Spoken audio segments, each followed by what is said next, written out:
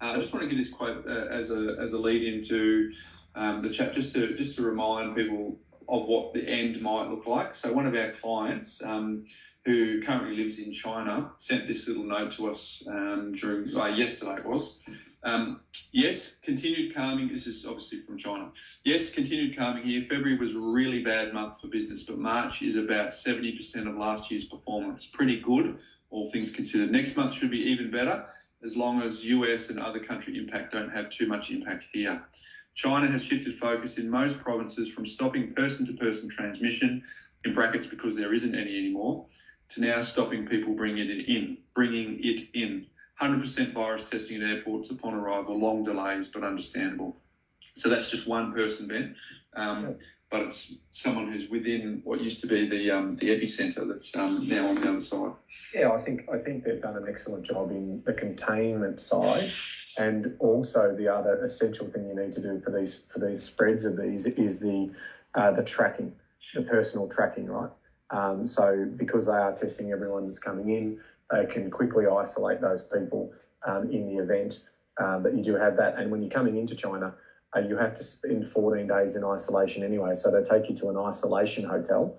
And if you are tested positive, they then put you into a quarantine hospital where the virus can then be contained. So they've got, they've learned a lot because they're obviously a couple of months ahead of us in terms of what they're doing. So I think that's an important message in terms of how they're setting up for it and how they are controlling the pandemic in China.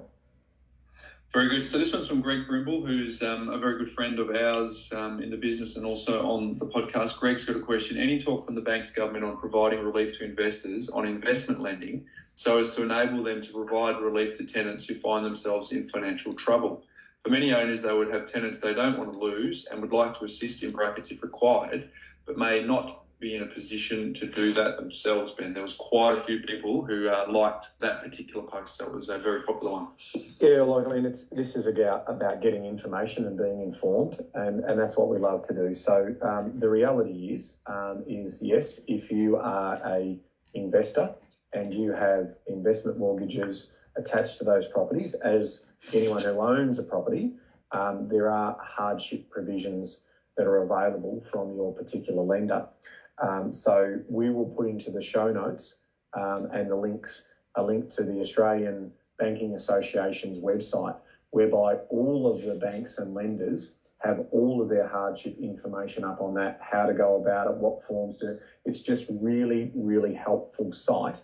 And so we'll do that link to the show notes. But I wanted to just make a point in terms of what your options are in regards to if you do find yourself in looking to contact your lender.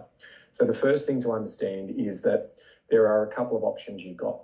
So when you contact the bank, the first thing they're going to look at your bank statements and look for any area where you might be in advance of your mortgage repayments. So if you're in advance, that's technically what we refer to as redraw. So you could potentially take that money out. But what you can actually do is the bank will say, hey, we're having a look at your here, and you've got some redraw here, about $2,000 or $3,000 or $10,000 in redraw, where you've been making extra payments. So we're going to switch to use that money for the time being.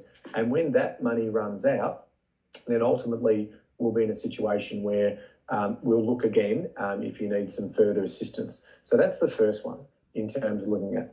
The second one that we can also do is they can say, well, what can you afford? So is there any money that you think you can pay that will see you through this? Because obviously if you don't pay or you do a full repayment holiday, that interest is capitalised, and we'll talk more about that in a minute. So that is, let's just do reduced repayments. The third one is, yes, through full hardship, there will be a repayment pause. And you will talk with that particular person in the bank, or you'll fill out a form to request a period of time.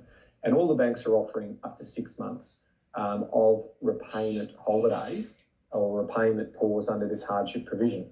So if you do that, then effectively what you're doing is essentially extending the time period of your mortgage. So if you're your mortgage is a 25-year mortgage or a 30-year mortgage and you take a 6-month period, then effectively your mortgage becomes 30 years and 6 months. And there will be paperwork that comes out to you because there is a contract, there's the mortgage contract that sits behind that. And so that will be adjusted accordingly. In addition to that, the other options that you might also have is switching to interest only. So rather than paying the principal component, you can switch to interest only. And just be mindful, all of these provisions will extend the amount of interest that you pay. And the final one, and I think it's probably the most important one to consider, is what sort of deal have you currently got with your lender? Is there a better rate? Do you want to talk to a mortgage broker to review your financial situation? So obviously that is a little bit difficult if you've lost your job or you're on reduced hours, but we're also talking to the 85% of people who will remain employed. This is a great time, an absolutely amazing time to do a mortgage review. And there's a couple of things you can do there, like you can reset mortgages back to an extended term, but still pay principal, and it just means the repayments are lowered, or you can shop around, or the broker can shop around for you to be able to get that done. So it's really important to understand that you do have lots of options. And as I was mentioning before, with regards to the interest, it is capitalised. Okay, so that's what we were talking about. And I'm going to share with you an example in regards to if you did decide to take a repayment holiday. So if you had a $300,000 loan over a 30-year loan term and you had 20 years remaining on that loan term with an interest rate of 3.5%, technically, if you made the minimum repayments for the remainder of that 20 years to go, you're going to pay